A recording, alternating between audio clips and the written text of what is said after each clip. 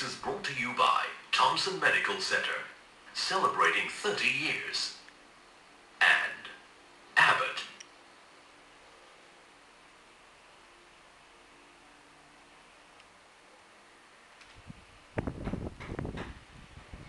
Dim lights, no one but the husband present, iPod playing soothing music, lavender essential oils, ice chips if necessary. Sounds like a very interesting weekend. No, these are just some of the key points from my birth plan from 5 years ago. Hello there, I'm Lisa Ang and welcome to another episode of Celebrating Life. This week we expect a very special delivery.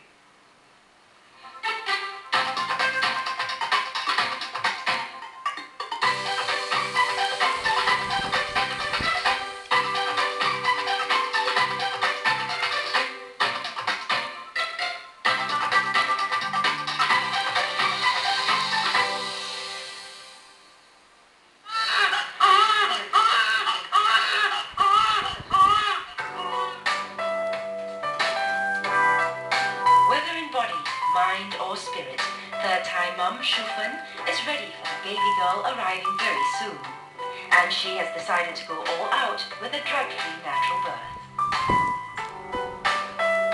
It won't be easy, to say the least, but with the help of her husband, birthing assistant and doctor, Shufan has found a way to welcome her little one the way she wants to, through the use of a birth plan. When outlining a birth plan, they always ask me, do you have a format that they can follow? I said, really, you don't have to have a format. You sit down, you discuss. What's important to you? What do you want that will make your experience a very meaningful experience? The birth plan has also a very useful function in the sense that when writing the birth plan, she gets to understand the whole processes of what's going to happen in the labor. And so this is what we call an informed patient. The worst thing to have someone who goes in the blind, not knowing what's happening, these are the ones that get very anxious.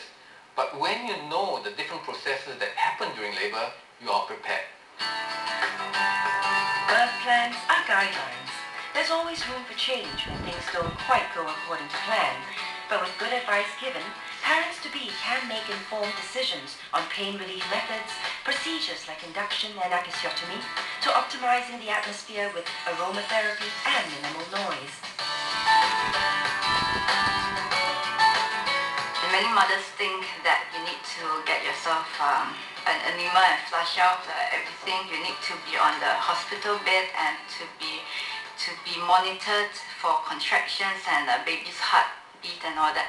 All these are good, but you can choose not to have it because if you do not want to be on the bed all the time, you can always request to be checked upon admission, and if everything is okay, you can take off the monitors and move around or be comfortable in any position you want.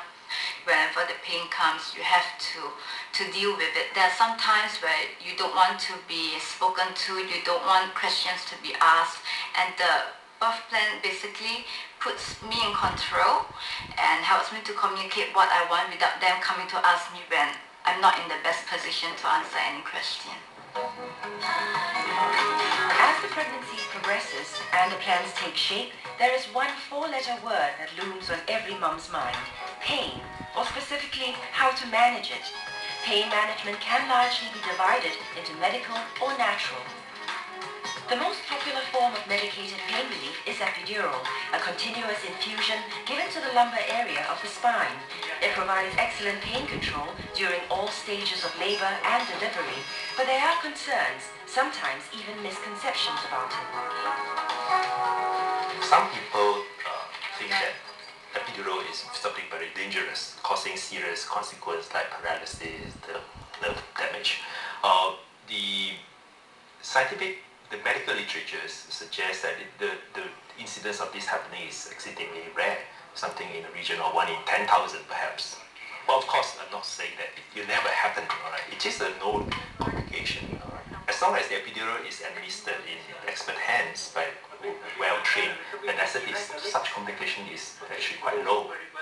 Pregnant ladies or couple, they do share this concern that, after epidural, they may be too numb, they are unable to push, and the common belief is sometimes that may lead them to have higher rate of cesarean section or maybe assisted deliveries like forceps or vacuums. But nowadays in modern obstetrics with good experience, we're able to titrate it. That means we actually increase or decrease the rate of infusion of the epidural analgesics. Alright, so that to make the laboring mother comfortable, alright, that means without much pain, and yet they are able to feel the sensation, the urge to push. Pain threshold is a highly personal thing. What's more important is that the mother understands it's all a matter of choice. And for some, au naturel is the way to go. Natural birth is the belief that adequately prepared women can give birth without external intervention like pain relief drugs or instrumental delivery. But she'll need constant support during this labor of love.